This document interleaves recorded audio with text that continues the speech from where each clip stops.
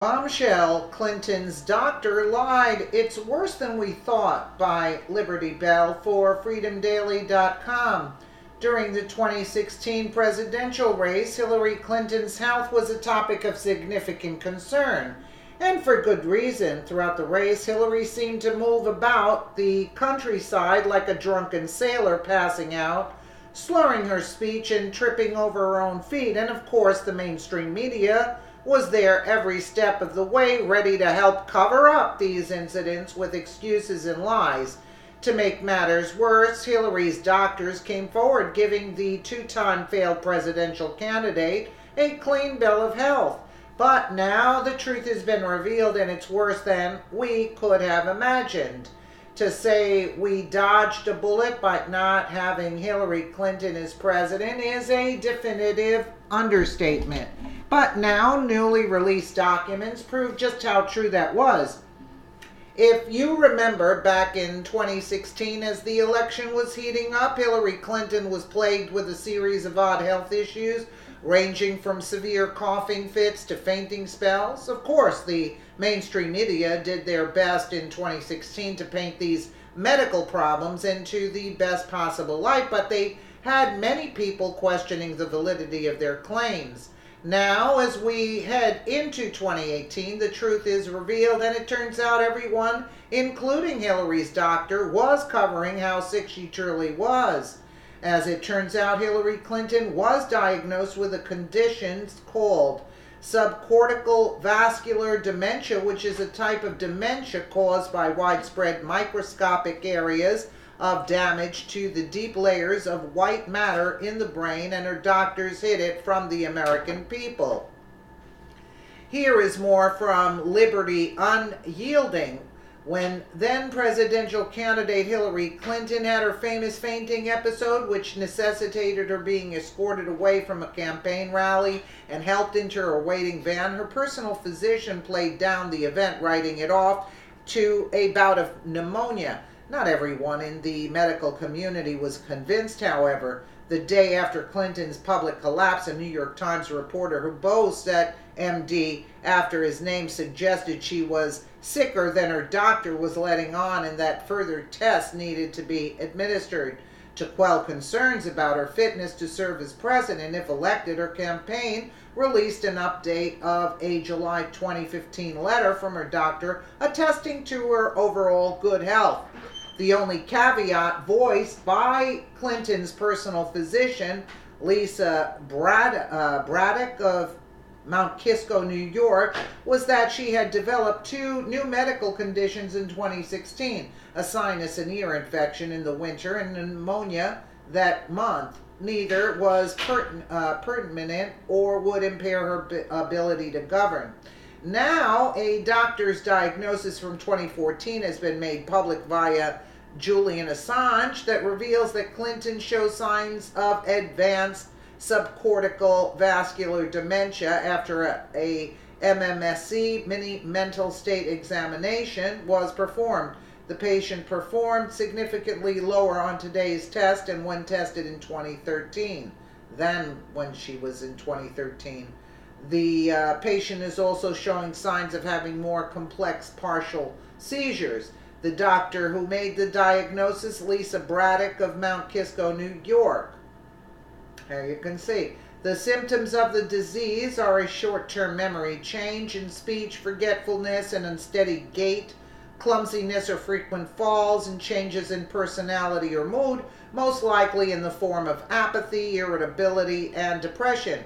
And if you remember, we saw symptoms on display on a regular basis throughout the 2016 presidential race. For instance, when Hillary Clinton was speaking during a campaign rally, it appeared that she had a momentary blackout and dizzy spells, which was caught on camera. Absolutely. I saw that. About healthcare, we need to make what we've got work really well and improve it and get the costs out of an upward spiral to upward spiral. Okay, then there was the time that Hillary Clinton froze in mid-sentence and secret agent had to prompt her to continuing speaking. Absolutely, I remember that. Wait a second, right here. Okay, we'll keep talking. Right.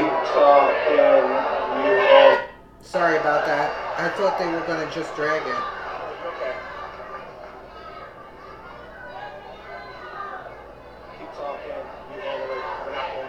Okay, here we are. Here we are, we're back, right? Okay, we'll keep talking. Keep talking, move all the way, we're not going anywhere. Isn't that something? Keep talking, move all the way, we're not going anywhere. Okay, here we are.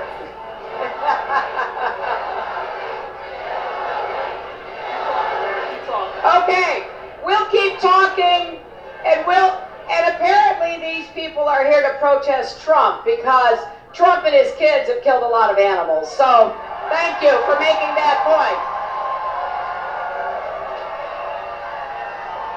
Okay, now let me keep going because I want to say another word about Catherine. She will be the first Latina ever elected to the United States Senate.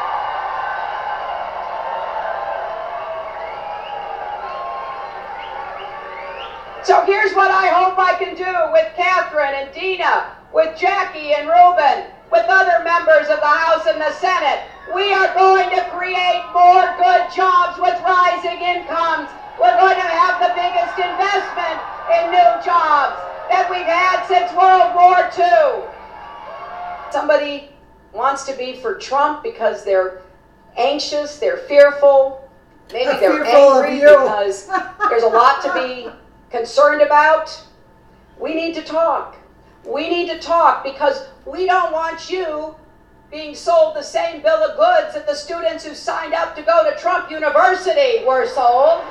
We don't want you to be left in the same position as the retirees in Florida were. They put their money up for Trump condos and there was never any built and they didn't get their money back.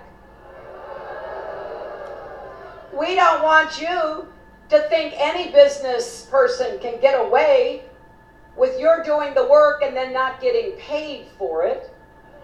We don't want... Well, now, is this someone that should have been allowed to run for president? Not at all. And what makes it worse is that the mainstream media helped push this very sick woman onto the American people. You see, the left doesn't care who they hurt in this country as long as they get who they want in office to continue to push their destructive liberal policies. The left knew that Hillary Clinton was incredibly sick, and they still did what they could to get her into the White House to protect Barack Obama's legacy. Thankfully, that entire plan was thwarted, and the American people elected Donald Trump. But that does not negate the harm these people have done. Dr. Lisa Braddock should be questioned concerning her role in misleading the American people about Hillary Clinton's condition and face some punishment. Absolutely. However, it is highly doubtful that will happen, exactly, considering we are still waiting to see Hillary Clinton charged with the numerous crimes she has committed. Though, if we the people continue to push for Hillary Clinton and all those that surround to be questioned, we may see justice. Yes, but isn't it convenient now that the stories are actually coming out that she's sick once Trump's executive order came, so she's going to play sick just like John McCain and the rest of them. It's very convenient that this news is coming out at this point. Let me know what you guys think in the comments below, and again, thank you so much for watching.